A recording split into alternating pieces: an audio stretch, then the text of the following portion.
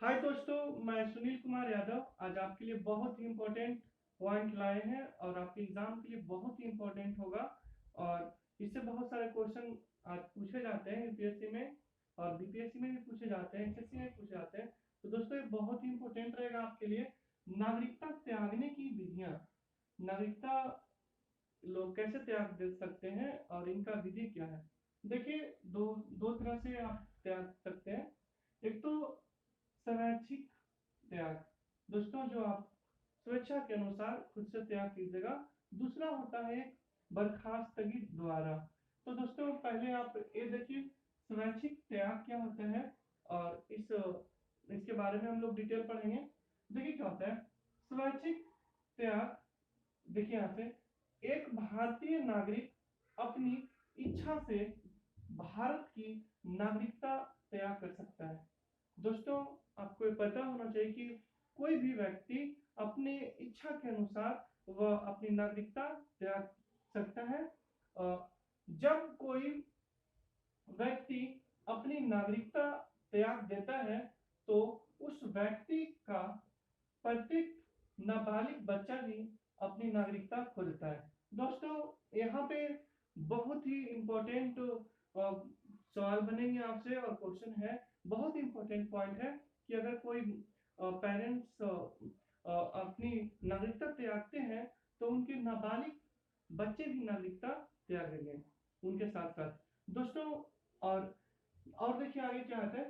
हालांकि जब वह बच्चा 18 वर्ष की आयु प्राप्त करता है तो भारतीय नागरिकता फिर से प्राप्त कर सकता है। दोस्तों इंडिया में बहुत ही इम्पोर्टेंट है और बहुत ही अच्छा है कि कोई भी व्यक्ति नागरिकता प्राप्त कर सकते हैं। देखिए यहाँ पे जो इंडिया भारत सरकार है वो कितने अच्छे काम करते हैं कि उनके फादर्स जो है वो मतलब नागरिकता त्याग देते हैं, पर उनके बच्चे का ऑप्शन रह जाता है। उनके बच्चे का ऑप्शन रह जाता है कि जब वो नाबालिग है तब तो ये रूल है कि आप उन्हें त्याग दें नागरिकता, उनके साथ साथ त्यागा जाता है। पर वो बच्चा जैसे ही 18 साल का होता है तो वह फिर से नागरिकता प्राप्त कर सकता है। बताइए भारत सरकार कितना दयालु है, मतलब सभी को नागरिकता प्राप्त करने का हक देते हैं।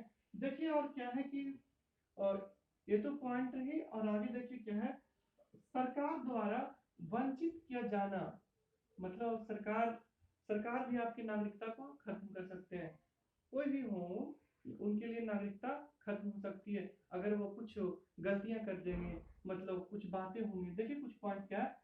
भारत सरकार निम्नलिखित परिस्थितियों में किसी भी भारतीय नागरिक की नागरिकता समाप्त कर सकती है।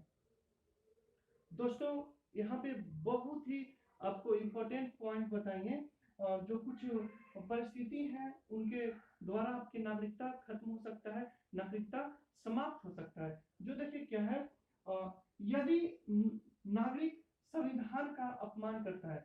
दोस्तों अगर कोई भी व्यक्ति, कोई भी नागरिक अगर वह संविधान के खिलाफ कुछ बोलता है, संविधान के अपमान करता है तो उनकी नागरिकता खत्म किया जा सकता है या खत्म कर दे सकते हैं। दोस्तों और एक बात आपको पॉइंट और है कि ये सब नागरिकता के बारे में है, अगर आप बहुत डिटेल जानना चाहते हैं तो भाग 2 आर्टिकल नंबर 5 से 11 पढ़ें। दोस्तों भाग 2 आर्टिकल नंबर 5 से 11 पढ़ें, उसमें और डिटेल दिया है। दोस्तों आगे देखिए, यदि नागरिकता फर्जी तरीके से प्राप्त की गई हो। दोस्तों अगर कोई व्यक्ति फर्जी की तरह से तरीके से नागरिकता प्राप्त करते हैं तो उनको नागरिकता को समाप्त कर दिया जा सकता है। दोस्तों आगे देखिए पॉइंट, नागरिक ने युद्ध के दौरान दुश्मन के साथ अवैध रूप से व्यापार या संचार किया है। दोस्तों अगर कोई नागरिक हो या कोई भी व्यक्ति हो और युद्ध के समय दुश्मन के साथ अगर वह अवैध रूप से व्यापार या संचार किया है तो उन्हें उनके नागरिकता समाप्त किया जा सकता है। दोस्तों ये बहुत ही इंपॉर्टेंट पॉइंट है और आपके यहाँ से क्वेश्चन पूछे जा सकते हैं। आपको कंपटीशन ये नहीं रहा कि आप 2 लाइन रख लीजिएगा तो आप यूपीएससी और बीपीएससी निकाल लीजिएगा। दोस्तों कंपटीशन ऐसा है कि आपको बहुत डिटेल में पढ़ना होगा कोई भी चीज है। दोस्तों देखिए नेक्स्ट पॉइंट, पंजीकरण या देशीकरण के माध्यम से प्राप्त नागरिकता के 5 वर्ष के दौरान नागरिक को किसी देश में 2 वर्ष की कैद हुई हो। दोस्तों, आप देखते होंगे कि जब कोई व्यक्ति दूसरे अपने दूसरे देशों में नागरिकता प्राप्त करना चाहता है तो उनके पहले वेरिफिकेशन होता है दोस्तों। और ये सब चीजें में क्या कर रहा है कि अगर कोई व्यक्ति मान लिए जाए कि अगर वो नागरिकता प्राप्त कर लिया, अगर उनका डॉक्यूमेंट चेक किया जा रहा है तो वह अपने देश में 2 साल के लिए अगर वो कैद होते हैं वहां, तो उनकी नागरिकता को रद्द कर दिया जाएगा।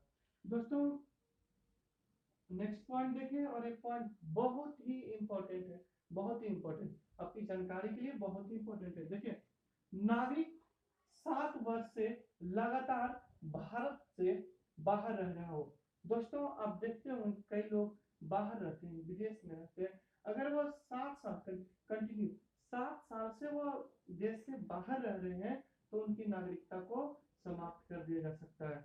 दोस्तों, ये आपकी बहुत ही इंपॉर्टेंट रहा क्वेश्चन और आंसर, और आपको एक पॉइंट, और आपको बहुत ही मतलब ध्यान दीजिए सब बातों पे, और ये पॉइंट था जो बहुत ही इंपॉर्टेंट है। दोस्तों देखिए, दूसरा विधि क्या है, बर्खास्ती द्वारा।